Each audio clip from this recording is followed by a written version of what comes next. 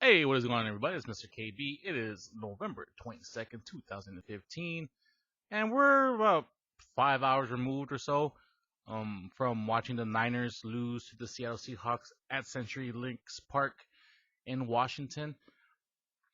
And the score was 29-13. So we're looking at a 16-point loss. But,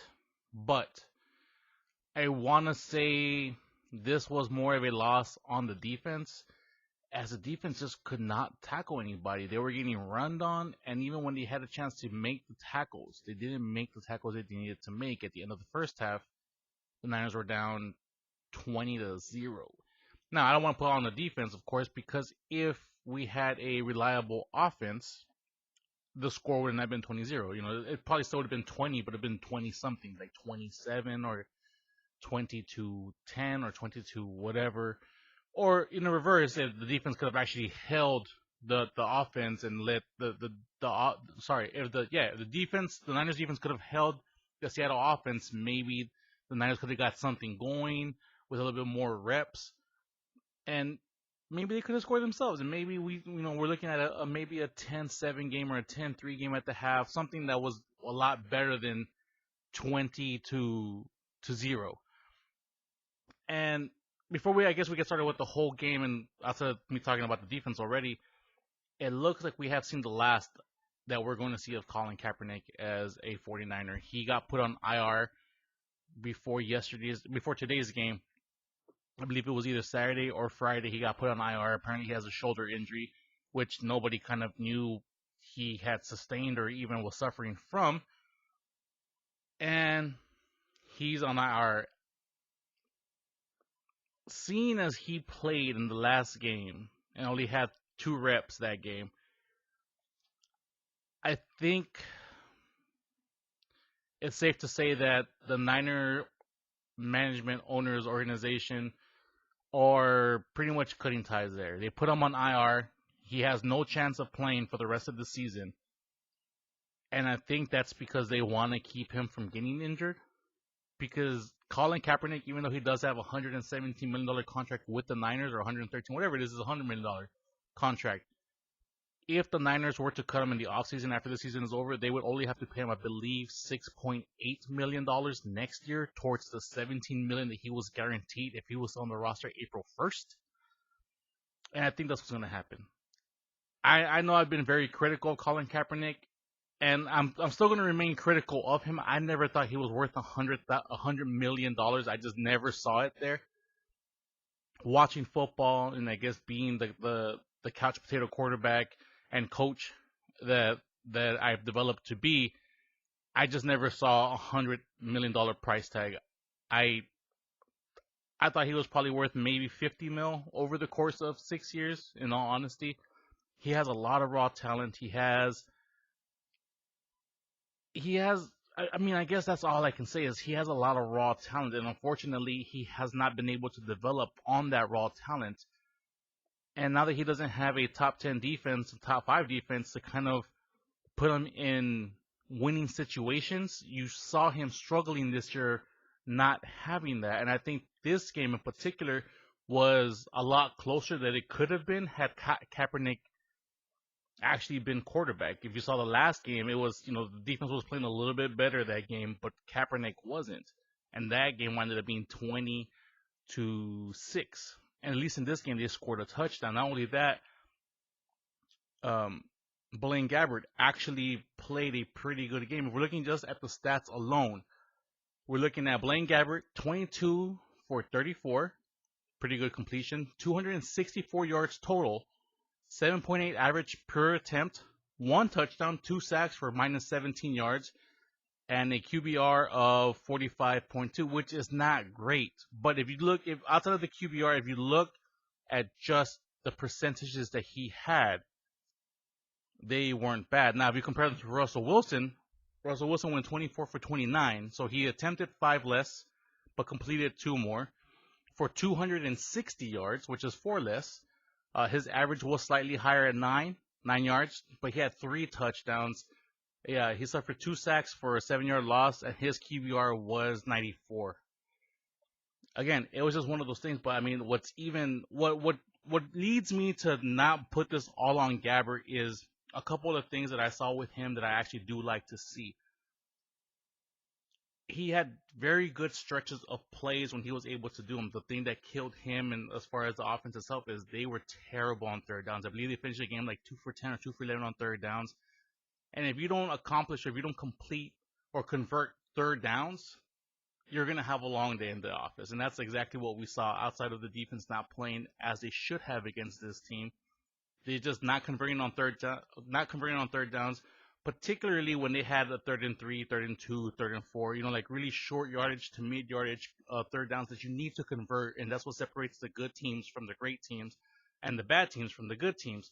And right now, the Niners are kind of playing that in between of bad and good. Like sometimes they can play really, really good, and then sometimes they play really, really, really bad. But the more telling tale of how this game went was in Seattle's rushing. They had a total of 255 yards rushing. The Seattle Seahawks did against the Niners defense. Thomas Rawls, who got the start over Marshawn Lynch because Marshawn Lynch is injured for the Seattle Seahawks, had 30 carries for 209 yards, a 7-yard average, 1 TD with the longest one being a 30-yard run. Russell Wilson had 30 yards. Fred Jackson came in. Altogether, the team had 44 carries, 255 yards total. On the opposite end, we're looking at the Niners having 59 yards total with Sean Drawn, the person they picked up off waivers that played last like a year and a half ago for the Cleveland Browns. He only had 37 yards. Blaine Gabbert, the quarterback, had 4 for 22 for a total of 59 yards total for the San Francisco 49ers. And now Thomas Raw was just lining them up all game. Total, he had 255 yards.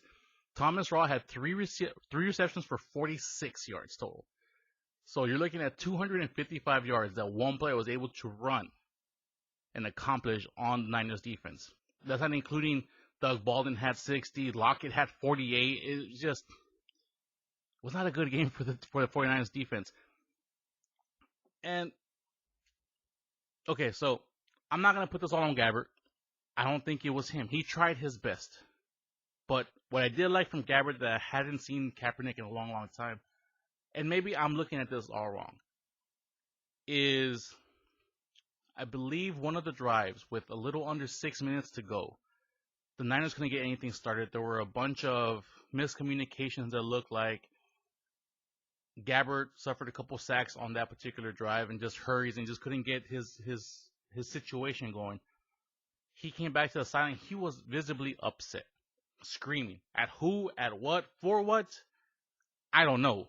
But he had a fire burning in him that I just never saw with Kaepernick or hadn't seen with Kaepernick in a long, long time. Now, I'm not saying that you have to be a passionate, fired up leader to be a good leader. That's not what I'm saying. But what I'm saying is it's good to see a quarterback be upset. And I hadn't seen that in Kaepernick. It was like he goes out there and if he messes up, he just comes back to the sideline and he's just sitting there. Like nothing fazed him. And that's not good because even if you feel like, well, if I get upset, what's going to happen is that can be perceived as you not caring. You're not giving an F about your situation, how you're playing, how your teammates are playing. Therefore, that thought transfers over to your teammates, and they're not caring. They're just like, well, whatever. If the quarterback doesn't care, if he's not over here telling me what we can do better or whatever, then why should I care? And you just sit there. And I think that's what you miss with Kaepernick is, again, the intangibles that Gabbert tends to give him. Now, I don't think Gabbert is a way more sophisticated quarterback than Kaepernick is. And also, I've said this many times before, in the raw talent department, I think Gabbert draws the short end of the stick compared to Kaepernick. But Gabbert is more in tune with what is needed from an NFL pocket-style quarterback in order to succeed in this system. Now, whether he is the future of the 49ers, I have said this many, many times before. I don't believe that he is the future of the San Francisco 49ers at quarterback, but I believe he should be at least given the right to fight for that position for the rest of this season and maybe going into next season, since they do have one more year on his contract. And Kaepernick will most likely be out at the end of this year. Um, Defense, I don't know what happened there. And I mean, at 3-7, I don't even think a wild card spot are gonna or was even possible. The Niners are 0-5 in the division. They haven't beat Seattle. They haven't beat Arizona. They haven't beat, who's the last one? Arizona, Seattle. Who else do we have in our division? Whoever it is, the Rams. They haven't beat the Rams either. And I believe they play the Rams one more time, or they play Arizona one more time. I don't remember who they play. It's just not gonna happen this year, folks. I wanted it to happen so bad. It's not gonna happen. But I mean, at this point, we have to look into the future, and the future will not be with Kaepernick. It might not even be with Coach Tom Sula. But I think unless there is a big, huge, just oh my god type of name out there, like a Mike Shanahan or some other OG coach that can draw the attention of bringing some talent to San Francisco, unless one of those big names are out there, I don't think that Tom Sula's job is in jeopardy right now. I don't see any big names coming to Frisco that would kind of be an upgrade, and you don't want to get another no-name coach thinking, oh, he's going to be, we don't know. It's an unknown.